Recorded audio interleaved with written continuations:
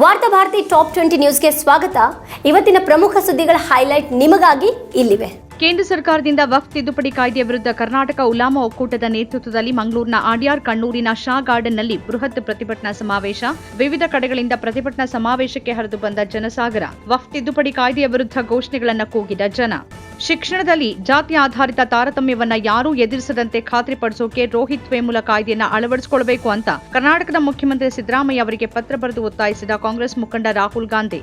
ವಿವಾಹ ಮೆರವಣಿಗೆಯಲ್ಲಿ ದಲಿತ ವರನ ಮೇಲೆ ದಾಳಿ ನಡೆಸಿದ ಸವರ್ಣೀಯರ ಗುಂಪು. ಆಗ್ರಾದ ನಾಗ್ಲಾ ತಾಲ್ಫಿ ಪ್ರದೇಶದಲ್ಲಿ ಘಟನೆ. ಮದುವೆ ಮೆರವಣಿಗೆಯಲ್ಲಿದ್ದ ವರ ರೋಹಿತ್ ಕುಮಾರ್ ಸೇರಿದಂತೆ ಹಲವರಿಗೆ ಗಾಯ. ಸಣ್ಣ ನೀರಾವರಿ ಹಾಗೂ ಅಂತರ್ಜಲ ಅಭಿವೃದ್ಧಿ ಇಲಾಖೆಯಲ್ಲಿನ ಕಾಮಗಾರಿಗಳಿಗೆ ಹಾಗೂ ಗುತ್ತಿಗೆದಾರರಿಗೆ ಪಾರದರ್ಶಕವಾಗಿ ಹಣ ಬಿಡುಗಡೆ ಮಾಡಲಾಗಿದೆ ಎಂದ ಸಣ್ಣ ನೀರಾವರಿ, ವಿಜ್ಞಾನ ಮತ್ತು ತಂತ್ರಜ್ಞಾನ ಸಚಿವರಾದ ಎಸ್ ಬೋಜರಾಜು. ರಾಜ್ಯ ಗುತ್ತಿಗೆದಾರರ ಸಂಘದ ಪದಾಧಿಕಾರಿಗಳೊಂದಿಗೆ ಸಭೆ ನಡೆಸಿ ಪತ್ರಿಕಾಗೋಷ್ಠಿಯಲ್ಲಿ ಮಾತನಾಡಿದ ಬೋಸರಾಜು. ಬಿಹಾರ ವಿಧಾನಸಭೆ ಚುನಾವಣೆ ಹಿನ್ನೆಲೆ ವಿಪಕ್ಷಗಳ ಇಂಡಿಯಾ ಮೈತ್ರಿಕೂಟದ ಸಮನ್ವಯ ಸಮಿತಿಯ ಮುಖ್ಯಸ್ಥರನ್ನಾಗಿ ಬಿಹಾರದ ಮಾಜಿ ಉಪಮುಖ್ಯಮಂತ್ರಿ ತೇಜಸ್ವಿ ಯಾದವ್ ಅವರನ್ನು ಘೋಷಿಸಿದ ಇಂಡಿಯಾ ಮೈತ್ರಿಕೂಟ ಎಲ್ಲಾ ಮೈತ್ರಿ ಪಾಲುದಾರ ಪಕ್ಷಗಳನ್ನು ಒಳಗೊಂಡ ಸಮನ್ವಯ ಸಮಿತಿಯನ್ನು ಮುನ್ನಡೆಸಲಿರುವ ತೇಜಸ್ವಿ ಯಾದವ್. ಮಡಿವಾಳ ಸಮುದಾಯದ ಪ್ರಗತಿಗೆ ಕಾಂಗ್ರೆಸ್ ಸರ್ಕಾರ ಬದ್ಧವಾಗಿದೆ. ಮುಖ್ಯವಾಹಿನಿಗೆ ಬರುವ ಪ್ರಯತ್ನ ನಿಮ್ಮಿಂದ ಹೆಚ್ಚೆಚ್ಚು ಆಗಬೇಕು.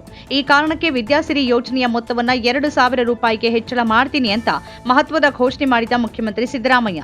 ತಮಿಳುನಾಡು ರಾಜ್ಯ ಕೇಂದ್ರ ಸರ್ಕಾರಕ್ಕೆ ಎಂದಿಗೂ ಮಣಿಯೋದಿಲ್ಲ ಎಂದ ತಮಿಳುನಾಡು ಮುಖ್ಯಮಂತ್ರಿ ಎಂಕೆ ಸ್ಟಾಲಿನ್. 2026ರಲ್ಲಿ ತಮಿಳುನಾಡಿನಲ್ಲಿ ಎನ್ಡಿಎ ಮೈತ್ರಿ ಸರ್ಕಾರ ರಚನೆಯಾಗಲಿದೆ ಎಂದ ಕೇಂದ್ರ ಸಚಿವ ಅಮಿತ್ ಶಾ ಅವರಿಗೆ ತಿರುಗೇಟು ನೀಡಿದ ಸ್ಟಾಲಿನ್.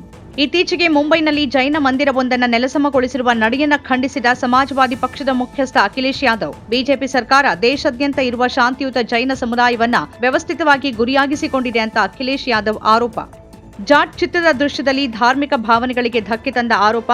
ಬಾಲಿವುಡ್ ನಟ ಸನ್ನಿ ಡಿಯೋಲ್, ರಣದೀಪ್ ಹೂಡಾ, ವಿನೀತ್ ಕುಮಾರ್ ಸಿಂಗ್, ನಿರ್ದೇಶಕ ಗೋಪಿಚಂದ್ ಮತ್ತು ನಿರ್ಮಾಪಕ ನವೀನ್ ಎರ್ನೇನಿ ವಿರುದ್ಧ ಜಲಂಧರ್ನ ಸದರ್ ಪೊಲೀಸ್ ಠಾಣೆಯಲ್ಲಿ ಪ್ರಕರಣ ದಾಖಲು. ಡೊನಾಲ್ಡ್ ಟ್ರಂಪ್ ಸರ್ಕಾರ ಅಧಿಕಾರ ವಹಿಸಿಕೊಂಡ ಬಳಿಕ ಅಮೆರಿಕ ವಿದ್ಯಾರ್ಥಿ ವೀಸಾಗಳನ್ನು ರದ್ದುಗೊಳಿಸಿರುವ 327 ಪ್ರಕರಣಗಳಲ್ಲಿ 50% ಭಾರತೀಯರು, ವಕೀಲರು, ವಿದ್ಯಾರ್ಥಿಗಳು ಮತ್ತು ವಿವಿ ಉದ್ಯೋಗಿಗಳು. ಈ ಡೇಟಾವನ್ನು ಸಂಗ್ರಹಿಸಿ ಮಾಹಿತಿ ಬಿಡುಗಡೆಗೊಳಿಸಿದ ಅಮೆರಿಕನ್ ವಲಸೆ ವಕೀಲರ ಸಂಘ. ರಾಷ್ಟ್ರೀಯ ತನಿಖಾ ಸಂಸ್ಥೆ ಅಂದರೆ ಎನ್ಐಎನ ಮಾಜಿ ಮಹಾನಿರ್ದೇಶಕ ದಿನಕರ್ ಗುಪ್ತಾ ಅವರಿಗೆ ನೀಡಿರುವ ಭದ್ರತೆಯನ್ನ Z+ನಿಂದ ವೈ ಕೆಟಗರಿಗೆ ತಗ್ಗಿಸಿದ ಕೇಂದ್ರ ಗೃಹ ವ್ಯವಹಾರಗಳ ಸಚಿವಾಲಯ. ಖಲಿಸ್ತಾನಿ ಪರ ಶಕ್ತಿಗಳ ಸಂಭವನೀಯ ಬೆದರಿಕೆಗಳಿಂದಾಗಿ ಕಳೆದ ವರ್ಷದ ಮೇ 16ರಂದು ಮಾಜಿ ಪಂಜಾಬ್ ಪೊಲೀಸ್ ಮಹಾನಿರ್ದೇಶಕರೂ ಆಗಿರುವ ಗುಪ್ತಾರಿಗೆ Z+ ಭದ್ರತೆಯನ್ನು ಒದಗಿಸಿದ್ದ ಗೃಹ ಸಚಿವಾಲಯ. ಜಪಾನ್ ರಾಯಭಾರ ಕಚೇರಿಯ ಮಹಿಳಾ ಅಧಿಕಾರಿಯೊಂದಿಗೆ ಲೈಂಗಿಕ ದುರ್ವರ್ತನೆ ಆರೋಪ. ಸ್ಕೂಲ್ ಆಫ್ ಇಂಟರ್ನ್ಯಾಷನಲ್ ಸ್ಟಡೀಸ್ನ ಪ್ರೊಫೆಸರ್ ಸ್ವರಣ್ ಸಿಂಗ್ ಅವರನ್ನು ವಜಾಗೊಳಿಸೋಕೆ ನಿರ್ಧರಿಸಿದ ದಿಲ್ಲಿಯ ಜವಾಹರ್ಲಾಲ್ ನೆಹರು ವಿವಿ.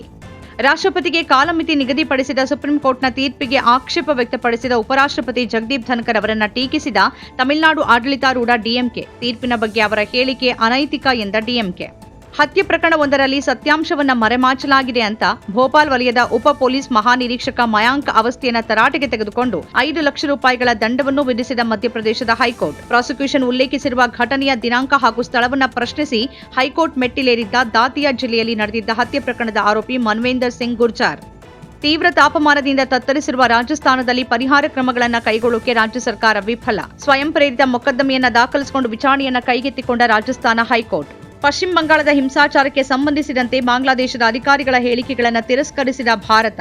ಬಾಂಗ್ಲಾದೇಶ ಸಾರ್ವಜನಿಕ ಅಭಿಪ್ರಾಯ ಉಲ್ಲೇಖಿಸುವ ಮೊದಲು ತನ್ನದೇ ಅಲ್ಪಸಂಖ್ಯಾತರ ಹಕ್ಕುಗಳ ರಕ್ಷಣೆಯತ್ತ ಗಮನ ಹರಿಸಬೇಕು ಅಂತ ಭಾರತ ತಿರುಗೇಟು. ಏಪ್ರಿಲ್ 19 ಮತ್ತು 20ರಂದು ಕರ್ನಾಟಕ ಬ್ಯಾರಿ ಸೋಷಿಯಲ್ ಮತ್ತು ಕಲ್ಚರಲ್ ಫೋರಂ ವತಿಯಿಂದ ಬ್ಯಾರಿ ಬಹುಭಾಷಾ ಸೌಹಾರ್ದ ಉತ್ಸವ ಪ್ರಮುಖ ಕಾರ್ಯಕ್ರಮವಾದ ಉದ್ಯೋಗ ಮೇಳದಲ್ಲಿ ಭಾಗವಹಿಸಲಿವೆ ದೇಶ ವಿದೇಶಗಳ 100ಕ್ಕೂ ಹೆಚ್ಚಿನ ಕಂಪನಿಗಳು.